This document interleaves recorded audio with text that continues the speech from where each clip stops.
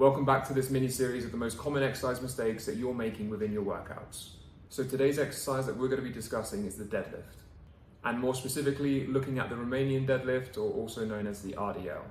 And similarly to the back squat, the Romanian deadlift will have lots of crossovers to the other deadlift variations. So this exercise is a personal favorite of mine and something that I've used a lot within my own training across the last 10 years. It's an exercise that I use personally to help develop overall strength and muscle on the posterior half of my body, so back, glutes, and hamstrings.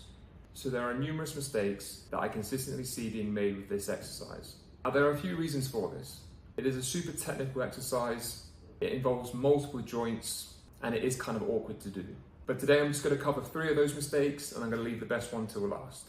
So the first mistake that I see when it comes to the Romanian deadlift is that people simply see it as a pick up and put down type of exercise. Whereas unlike the conventional deadlift, the Romanian deadlift is a partial range of movement.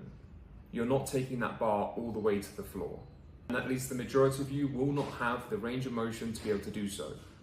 It's actually an exercise where we're focusing on the hip motion, on driving the hips back as far as you possibly can, instead of simply just lowering the bar down to the floor. So the aim of the game for you is to see how far your hips can shift back without compromising other areas of your body, and that will dictate the range of motion, not simply moving the bar from A to B. And by doing so, it means you keep the tension and keep the load on the right muscle groups. And this leads me on to the next mistake, which is using too much knee bend and not enough hips. As I said at the beginning, it's a very awkward movement and it feels very unnatural to simply shift your hips back without bending the knee. Whereas if the goal for this exercise is to predominantly use the hamstrings and glutes, we want to minimize the bend at the knee and maximize the movement at the hips.